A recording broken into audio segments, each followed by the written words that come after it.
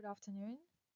Moscow monocentric development as a wicked problem is presented by Sergei, Rotem, and myself. For context, the city of Moscow is built in a concentric structure that originates from the 17th century, and throughout time, the population grew in and around the urban core of Moscow. So here we see the urban core and the city is built around it. As we can see from the table, the rates of the city's population growth has increased. In the last 2 decades, we've seen a proliferation of private cars and transportation, resulting in congestion issues. As we can see, Moscow is a clear example of monocentric urban morphology. As we can see in the pictures, so in the maps, the accessibility level for public transport are much more higher in the city center than around the city in the peripheral parts. On the same time, population density, the people that need the public transport are much higher outside the city center. This is due to the assumption that the demand for this mobility is just in the city center.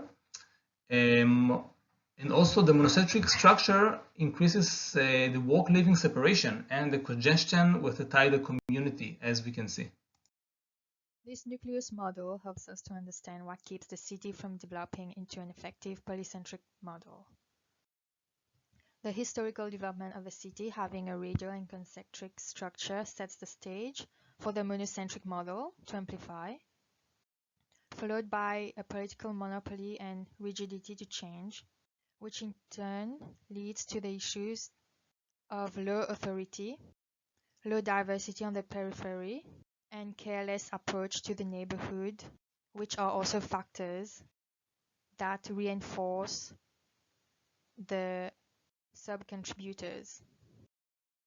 For example, despite the fact that the potential customers of pharmacies and grocery stores on the outskirts of Moscow are 2 to 3 times higher than in the city center, the chains still preferred to develop mainly within the city center.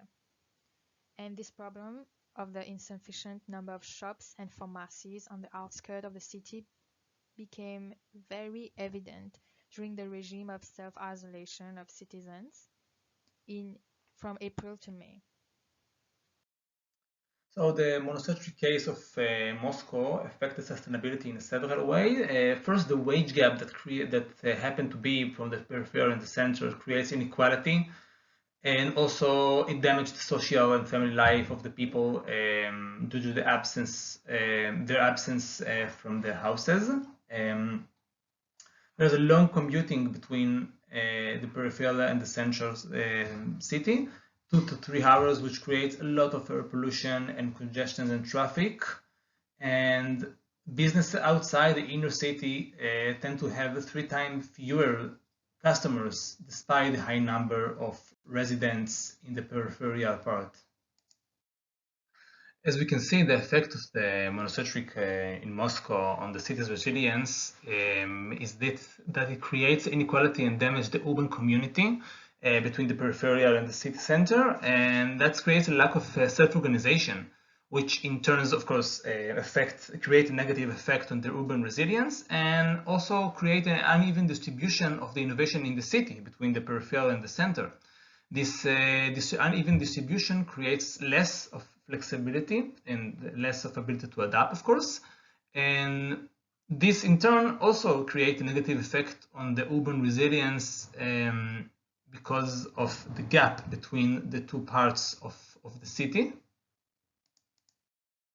So in the Moscow situation, as we can see, the Moscow's resilience and sustainability is this, that we chooses to be a part A of the scheme because it's with less resilience but more sustainability. Although there is no zero waste and circular economy, there is high efficiency systems and optimization which achieved by the city governments due to the implementation of the information computer technology.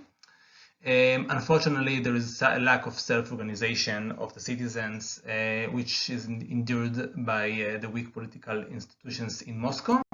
And the last thing is we can see an outflow of people from the city. With the aforementioned factors, we see that the issue is complex, since the problem is rooted in several areas, socio-economically, politically, geographically, and technologically, with several factors enforcing and reinforcing each other, making the solution to the issue difficult to target.